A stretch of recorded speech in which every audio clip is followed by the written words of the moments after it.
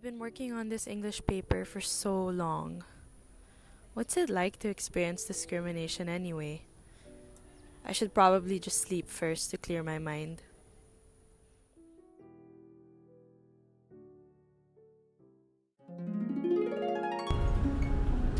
Life in school is such a mess.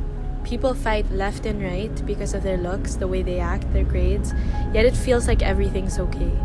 It's like discrimination has become so normal in our lives. Dude, what the hell are you doing? Makeup. Yeah, but you're a guy. Makeup's only for girls. Just because I'm a guy doesn't mean I can't do makeup.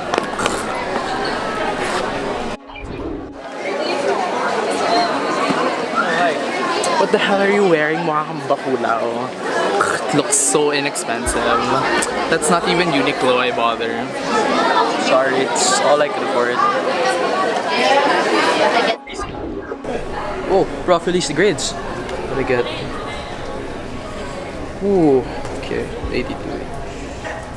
Ay shit, 96. Sayang. I studied 30 minutes for this. Should have just studied for 15. Would have gotten the same score anyways. Wow, so yabang. I mean, I just got 50 and I'm already happy. Yeah, I got 35 also. Exactly. Just because they're smart doesn't mean they have to be mayabang. Yeah, who do they think they are? Teka nga lang. Ano, bakit kayo ganyan magsalita? Pwede ba umayos kayo? What do you mean? Why do you care? Nasa Pilipinas kayo eh. Pag nasa Pilipinas kayo, mag-Filipino kayo. Ano ba yan? Ayos naman kayo. Yeah, but that's how we talked all our lives. So why does it matter to you? Eh kasi nga, Pilipinas, Filipino. So, bakit? Diba? Wait, sorry. I couldn't help but overhear. Like, you guys are being so mean to each other. So? You're discriminating each other. I don't know. What's your point? What's your point? Who are you to tell us? No, you shouldn't do it. Why are we listening to her anyway? Stupid. Oh my god, honestly, it's so noisy. Kababain yung tao, y'all should be, I don't know, quiet. Why should we even listen to you? You look so poor. Pangit! Walang kwento. Walang kwento. Thank God that was just a dream. That was so much stress. I can't believe this is happening. I wonder, what if this happens in the Ateneo? Was it really just a dream? Gender discrimination is discrimination against gender because of how they look, how they act, and how they express themselves. Gender discrimination is seen in Ateneo by the subtle avoidance of LGBT individuals and also discriminating because of how they dress. Gender discrimination has negatively affected those who identify with different genders because they're limited to express who they truly are. We stand against all forms of gender discrimination in order for everyone to freely express who they are without any prejudice. Intellectual discrimination is discrimination against one's intellectual capabilities or lack thereof. It is evident in Ateneo when students compare grades with one another. Intellectual discrimination has proven to be counterproductive in terms of collaboration and makes it hard for students to progress.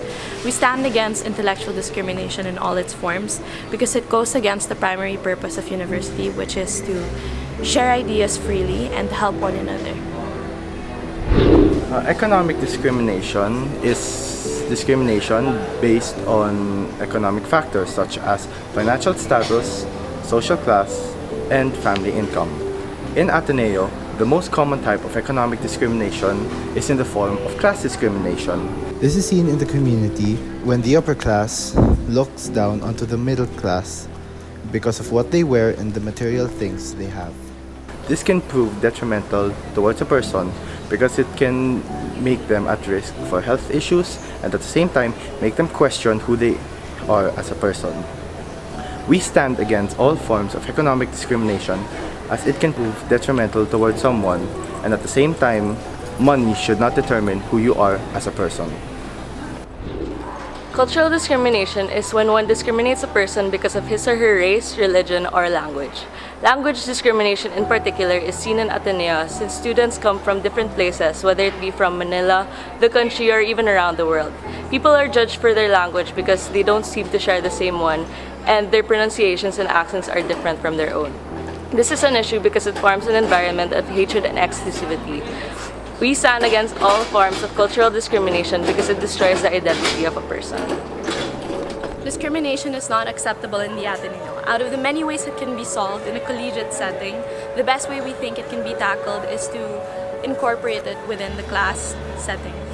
These can be incorporated information classes such as Intact, where students can become aware of the different types of discrimination prevalent in the Ateneo, such as cultural, economic, gender, and intellectual. In addition to this, we can also distribute pamphlets and brochures about discrimination to educate and spread awareness to the students. Because whether we like it or not, each and every one of us is either a victim or oppressor of discrimination. By effectively removing discrimination in the Ateneo, we create an environment where people can freely express themselves while having respect for others. Discrimination has no space in the Ateneo, but there is space for respect, freedom, and diversity for each and every one of us. No to discrimination and yes to diversity.